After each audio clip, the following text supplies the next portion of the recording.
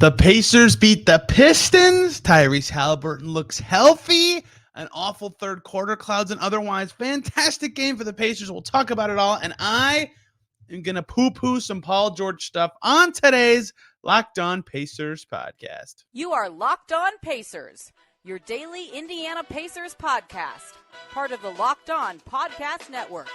Your team every day.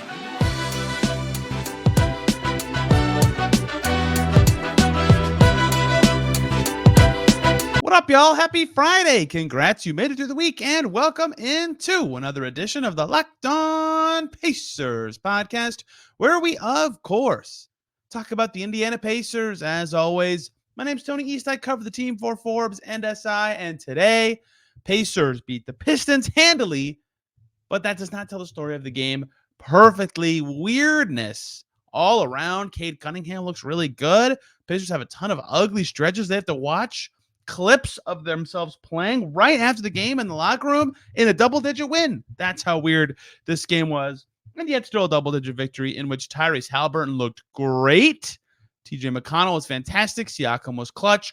Lots of good stuff to cover from Pacers Pistons. And at the end, we have to finish this up. Talking about Paul George. We got to hear from him at All-Star break. There was some reporting connecting him and the Pacers, and I'm going to poo-poo it all. And you are going to learn a lot because that will be very cap full at the end. But we start with the game that just happened in front of my eyes a couple hours ago. Pacers Pistons in Gainbridge Fieldhouse. No Aaron Nesmith for the Pacers. They start Ben Mathurin. I was thinking before the game, could this be a Ben Mathurin, Jaden Ivey game? Could this be a game where the Pacers look fantastic coming out of the All-Star break? Could this be a game where the Pacers wobble because they've stunk against crappy teams all season? Where is this going to go?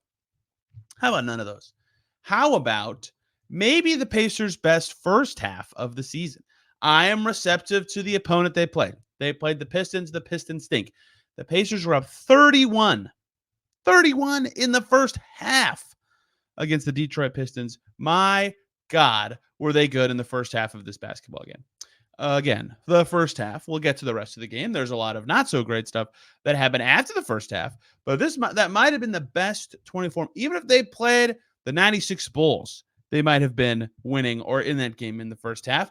They stunk for the first very couple minutes of the game. They were down 12-11, and then they just absolutely kicked behind for the rest of the half. Haliburton looked awesome. He hit 3 threes in a row in the first quarter to really get the team going. Siakam scored the first 5 points. Myles Turner was having some nice little duck-ins, right? The starters were really good in all of those ways. Andrew Nembhard was defending pretty well. Obi Toppin was really fantastic off the bench.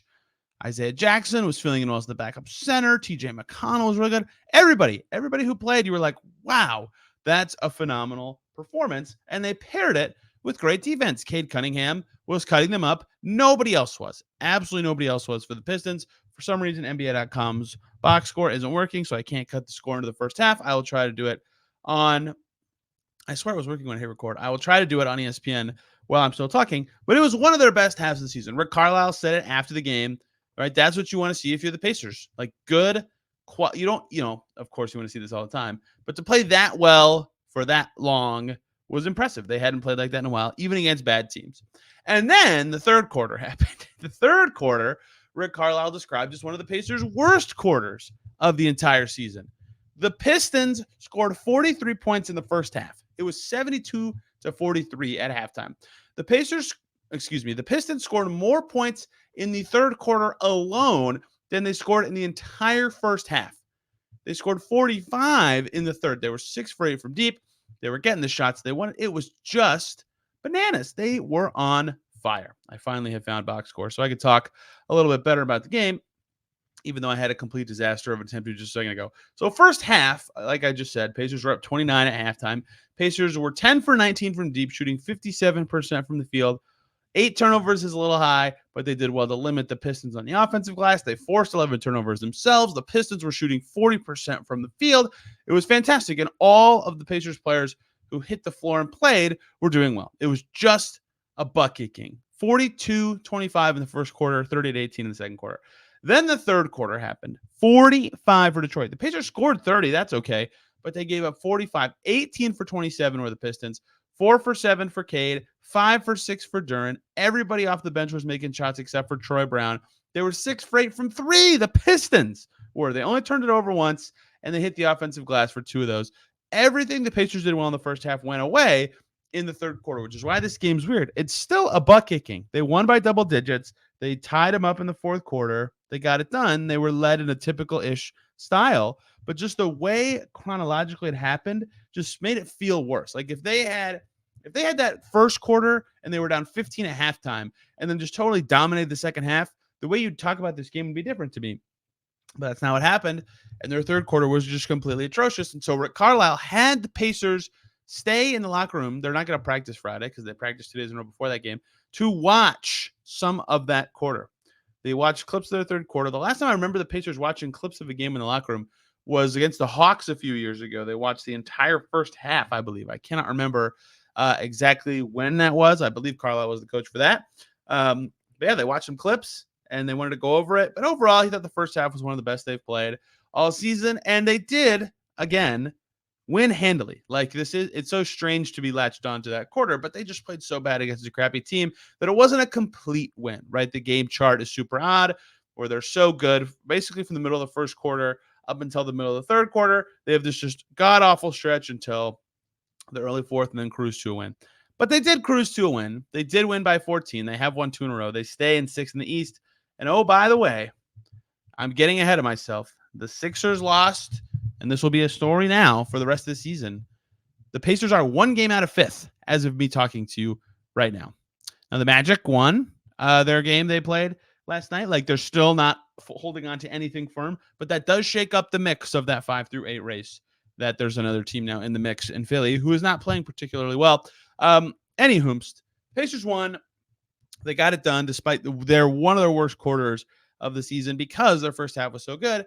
And the interesting thing to me about this Pacers game and where I think most of the discussion should go is Tyrese Haliburton, the guy who's been the guy all season, but then had that stretch with the injury where he was on a minutes restriction. And even when he was playing on the minutes restriction, he wasn't at 100%. And then he could play a little more, but he still wasn't at 100%.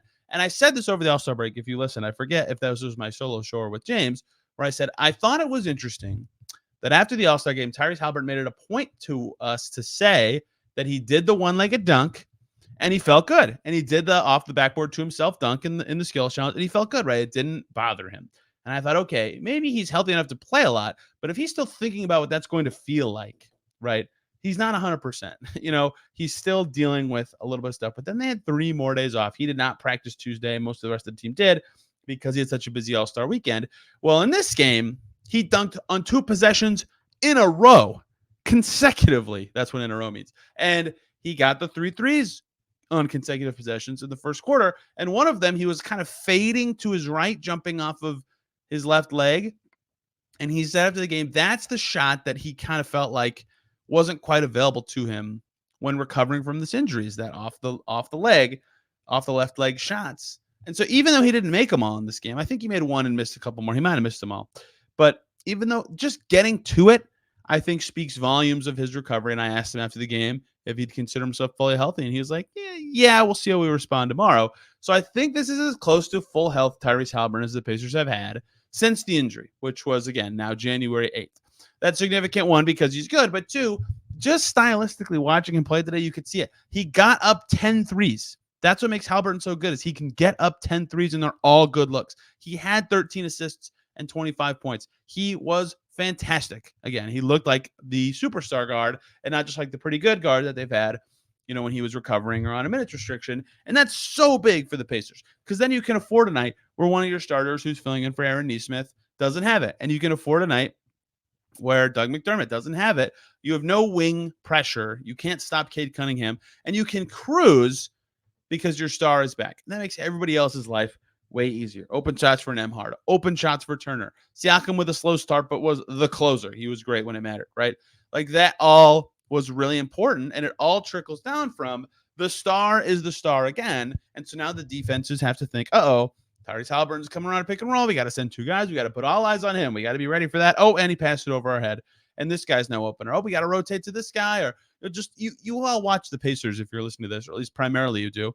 or you have some interest in them, and I'm explaining it to you. But that is just so huge for them. There's a different level to the way he played in this game. Again, I'm aware it's the Pistons, but I've seen him not play that well against bad teams in this exact stretch.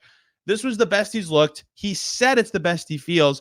I'm inclined to call that significant, especially because they have 2 more days off before they play next. They play next on Sunday against the Mavs. So big night for Haliburton.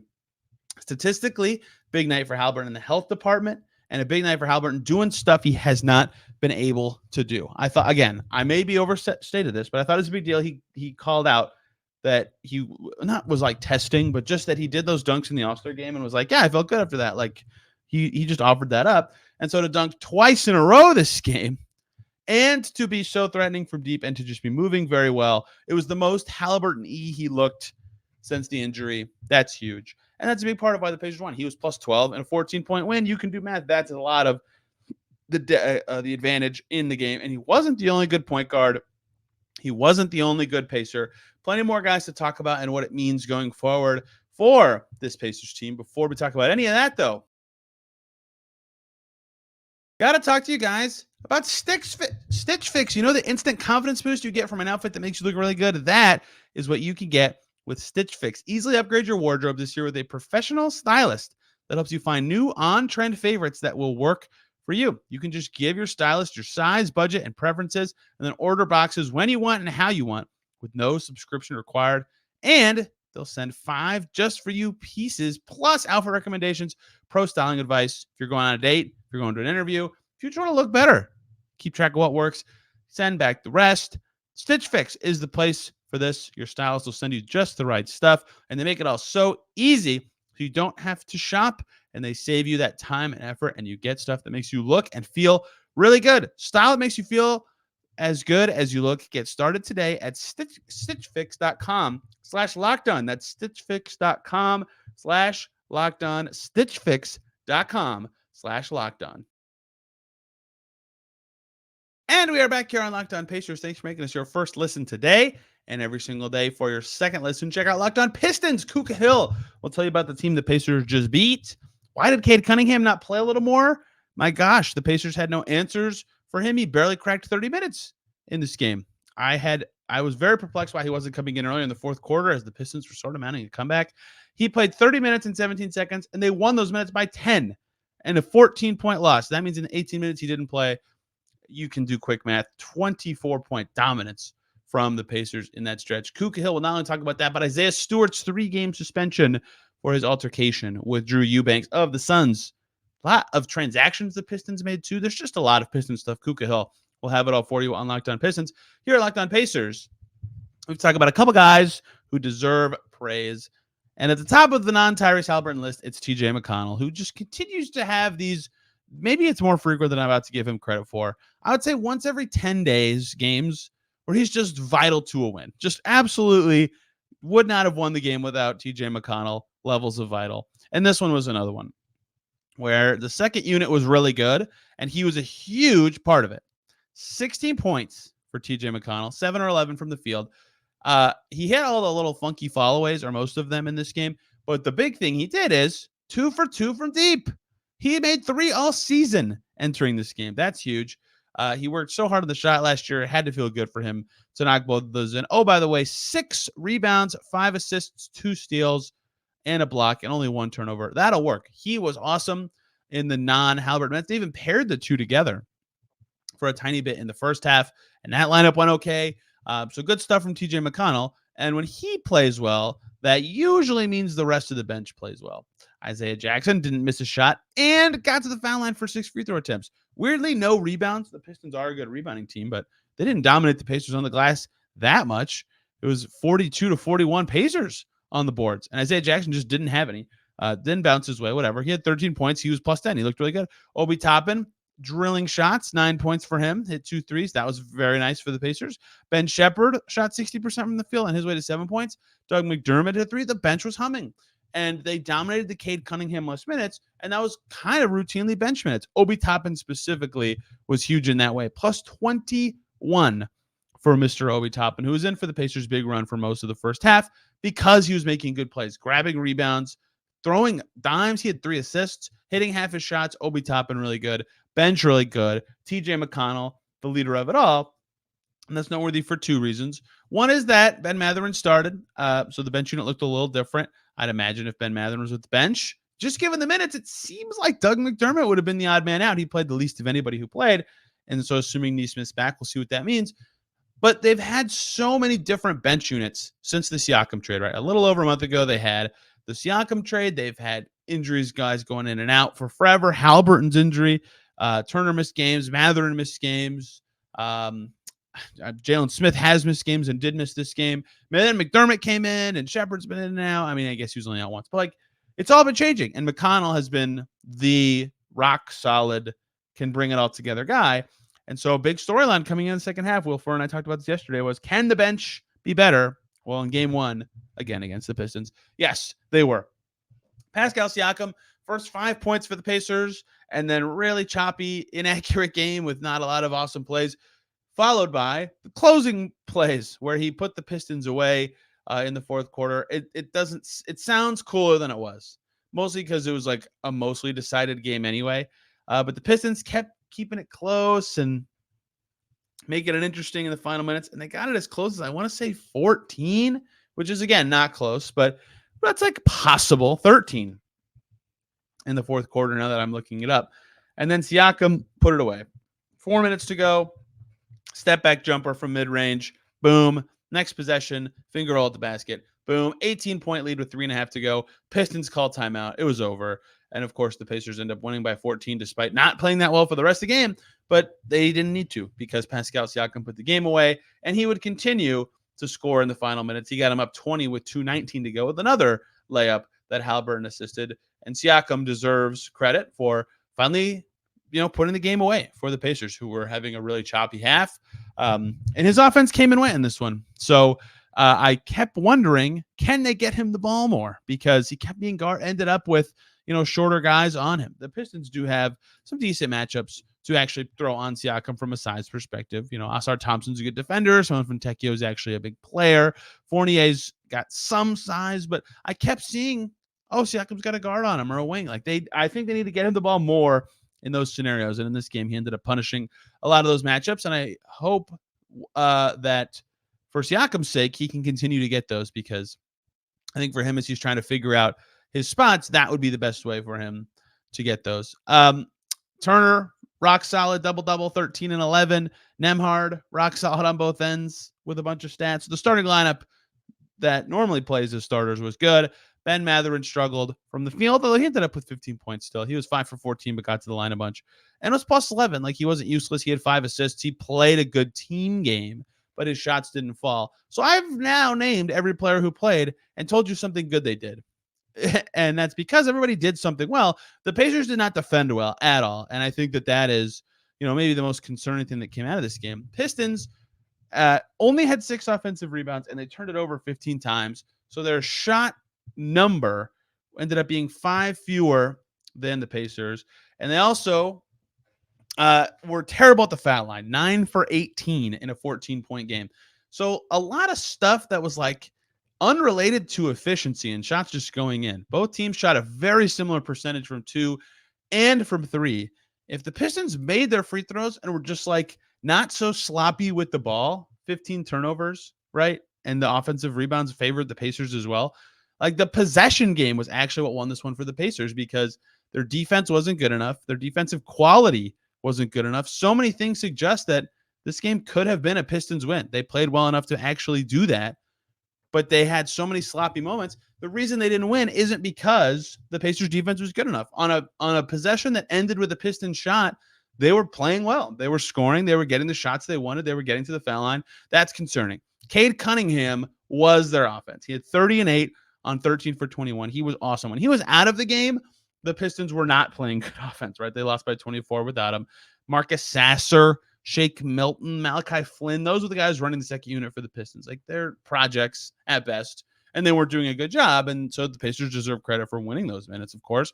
But getting smoked in the Cade minutes was not good. They needed to be better on that end of the floor. Hopefully for them, that film session they had about the third quarter can help, because that was not a good game. That was not a good defensive game for them. And a big thing Will and I talked about yesterday for the second half of the season for the Pacers was, can they find the magic that they had on defense when they were pretty good on that end for that really good stretch from mid-December to mid-January? The answer was no for much of this game. They had a timely defense, I would say. They got the stops when they needed to like keep momentum and stay in the lead, but not enough to be confident in how they played and what it can mean going forward. So I'd say offensively, really nice game from the Pacers. Rotation was good. It was balanced. Haliburton looked good. Everybody played well. Got to be happy with that, that the best offensive team in the league, or one of, played well there. But they have got to defend better. They just have to. Let's close out today's show with a little transactional thing. I was talking to somebody about this, not in the league, just somebody who also does cap stuff this week. And I really wanted to dig into the numbers and explain why Paul George to the Pacers hinges on one thing that you haven't really thought about at all, and why I ultimately think there's no way it's even kind of possible, despite some reporting of some potential interest. Before we get to any of that, though, we're talking about eBay Motors, our partners who have teamed up with Locked On Fantasy Basketball host Josh Lloyd to bring you some of the best fantasy picks each week all season long. Whether you're prepping for a daily draft or scouring the waiver wire every week, we're going to provide you with the best players that are guaranteed to fit your roster. So let's see who Josh has picked out for us on this week's eBay Guaranteed Fit Fantasy Picks of the Week. Ayo Dosunmu getting more burn with the Bulls with Patrick Williams out and Torrey Craig hurting a bunch. Scoot Henderson, now the starting point guard, probably for the rest of the season. With the Blazers, Keontae George. I just watched Jazz Hornets tonight because I'm a sicko, and Keontae George is playing a ton and playing well. Marvin Bagley playing a bunch of minutes at center for the Wizards. Kelly Olynyk now with a solid role with the Raptors. And Trey Mann, maybe the starter for the Hornets till LaMelo Ball comes back. All guys you should be looking at in fantasy. Josh Lloyd from Locked On Fantasy Basketball. It's going to help you in your fantasy championship, while eBay Motors knows a championship team is about each player being a perfect fit. And that's the same with your vehicle. Remember your dream ride, or do you have a memory of a specific car that you really loved? You want to keep that thing running, right? At all costs. Well, with over 122 million parts for your number one ride or die, you can make sure that your baby stays running smoothly with eBay Motors. Brake kits, LED headlights, roof rack, bumpers, whatever your baby needs, eBay Motors has it. And with eBay's Guaranteed Fit, it's guaranteed to fit your ride the first time, every time. You'll get your money back. Plus, at these prices, you're burning rubber, not cash. So keep your ride or die alive at ebaymotors.com. eBay Guaranteed Fit, only available to U.S. customers. Eligible items only. Exclusions apply. And we are back here on Locked On Pacers. Thanks for making us your first listen today and every single day. For our second listen, check out Locked On NBA, because I was on it last night with Wes Goldberg. We crushed it. Look, I'm only talking about this because I just, and many other people from Indy, were part of conversations or media scrums with Paul George, where he talked a little bit about Indy at the All-Star break. And we got reporting before the trade deadline. One from Mark Stein about, the Pacers being believed to have interest in pursuing PG. And then I think Jake Fisher in Yahoo Sports reported that Haliburton and George were intrigued about the idea of playing together. So there were some little connections there. And then at All-Star Weekend, Paul George said positive things about his time with the Pacers and being in Indy, and that's all great. And people keep saying something to me about like the cap mechanics of them just signing Paul George this summer, blah, blah, blah. Let's talk about this. And then I can explain why I don't think there's any chance this happens because of the rules. And then we never talk about it again. So the first thing to know about this is Paul George is extension eligible right now. The extension he could sign he can't be traded because the trade deadline's over, but he's extension eligible right now. And that's important because the Clippers could just keep him. He has $45.6 million on his deal for this year and $48.7 on a player option for next year. So the place to start is the Clippers specific situation. If Paul George is not on their roster, if he opts out and he's not a part of their roster next season, or he's a free agent and they could re-sign him, between Kawhi Leonard and the other 9 salaries that they have on their books, they would be up to $120 million in salaries. And that does not include Paul George, and that does not include James Harden. And there's also, some like Mason Plumlee, Brandon Boston stuff out there, whatever. So that leaves them $58 million away from the first apron, which we'll talk about why that's important in a second. $58.5 million away. That would be the money that is going to be relevant in a second.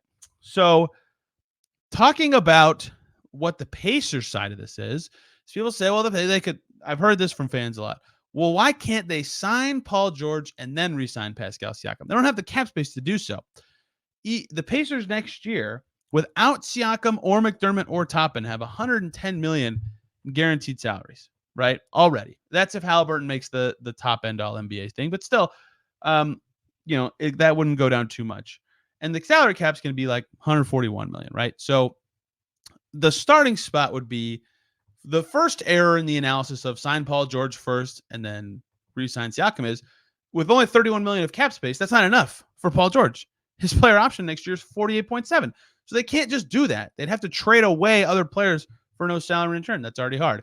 Thing two is they can't do the order of events that's been described because to get to $31 million in cap space, they would have to lose Pascal Siakam's cap hold and his bird rights, and then they could not re-sign Pascal Siakam.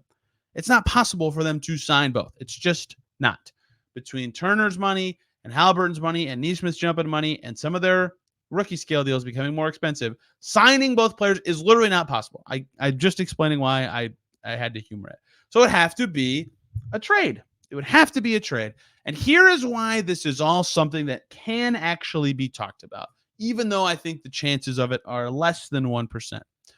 So Paul George has a player option next year, and that actually is the only reason that there's an open window here. If you'll recall last summer, the Wizards had Kristaps Porzingis, and he had a player option for this that covers the current season, the one that's currently being played. And so with free agency coming, he's not re-signing with the Wizards. So he could say, I will opt out and I will just sign somewhere I want. Or if you would help me by trading me to this specific team that I would like to go to, I will opt in and then you get stuff. And so the Wizards are happy to get stuff. And Porzingis gets to go where he wants. So free agency is still the same for him. But he has that extra option of going to locations he couldn't go via signing by the trade, and he can use the player options as a threat to do so. All that he has to have is a place that he could actually sign if he opted out. So if Paul George wanted to come to the Pacers, that player option is the only reason that you can't just immediately rule it out, right? Because the Pacers don't have cap space, because he could say to the Clippers, hey, I'll go sign in Philly unless I could opt in, and then you could trade me to the Pacers. How about that? So that's the only reason I'm not going to punt it to the moon immediately. But what I am going to say is it still seems impossible. Like logistically impossible. So let's go back to that earlier thing I was talking about with the aprons, right? So that's, again, the Clippers would have about $58.5 million in apron space without James Harden and either Paul George or whatever they take back from Paul George if there's a sign and trade. So the sign and trade would be Paul George opts out, they have his bird rights, and they do a sign and trade. The reason that that's tricky is, the one thing people have floated to me is, what if they sign and trade Paul George and then for Pascal Siakam also in a sign and trade? Well, that would hard cap, which again is too dorky to explain in too much detail, the Clippers, meaning they could not spend more than that $178 million number. So whatever Siakam makes and whatever Harden makes would have to be less than $58.5 million combined if they re-signed Harden. That's impossible. So the double sign and trade is out because of the hard cap. And that makes sense. That doesn't make sense to me anyway. So since the Pacers can't sign him and the double sign and trade is out, they have to trade for him on his current contract, which is why the player option matters, right? Because that is his current contract if he opts in. And he has to opt in to be traded because right now his contract is technically expiring. You can't trade expiring contracts. So he would have to opt in, and it would have to be an opt-in situation where he is traded to the Pacers then. So let's talk about that now. Siakam can't be in it in a sign and trade for the reason we just explained. Probably can't include other guys in a sign and trade just to salary balance. If you're the Clippers, you don't want to be hard capped. So the only thing that makes sense is an opt-in and trade for Paul George to get to the Pacers. And the salary going back makes this extremely hard. This year, this league year, let's pretend he opts in and it's June 30th. The league year hasn't flipped yet. The Pacers have to send the Clippers $36.3 million in salary to get Paul George. And next league year, that becomes $38.8 million in salary. That's a big number, right? That's a high number. And the number goes up from year to year, but also the salaries of the Pacers players go up from year to year. And Nesmith becomes easier to trade next league year because he's no longer poison pill. So the player option is the only reason that this is all possible, because it gives Paul George the leverage to be traded somewhere specific. But getting the salaries is why I think this is just so hard, because Haliburton's not going to be in the trade. We've already rolled out Siakam in a sign and trade. So that leaves, Myles Turner and Aaron Nesmith and all the Pacers young guys, and none of them make more than $20 million. So you'd have to trade 3 players at minimum, if you're the Pacers, to cobble together the salary. Nesmith plus Turner plus McConnell is barely enough salary. And why would the Clippers want that? They would like to be good. So you'd have to include like Ben Mathurin's money or Jarris Walker's money instead of someone else's. But there are so many combinations where the money doesn't work. There would probably have to be like 4 players. And then if you're the Clippers, you're in a situation where you have too many players on your roster. You have to cut someone else. So maybe you don't want to include them in the trade. It's just too complicated. It's just impossible. And I can't believe I even had to run through all this and dive into the apron rules because I think Paul George is just going to sign an extension with the Clippers at some point anyway. But I wanted to explain why, even though there was reporting about it, he talked nicely about Indy, that it doesn't make sense unless something so crazy happens this summer where like Pascal Siakam says there's no way I'm coming back and James Harden says he's not going back to the Clippers, or unless Paul George demands specifically a trade to the Pacers and then they could cobble together some weird, crazy, like Myles Turner has to be in it. It's so hard to do without his money. So it's just so challenging to see how this all comes together. And obviously Myles Turner would not be a holdup if this was like a dream scenario the Pacers could actually do, but it just doesn't make sense. There's too many rules in the way. There's too many salaries that already make this impossible. And I wanted to humor it because I wanted to see if it was possible. And I think the fact that he has that player option means like technically yes, but logistically, no. And that is the end of me talking about Paul George to the Pacers, unless there are drastic changes to the situations of either team.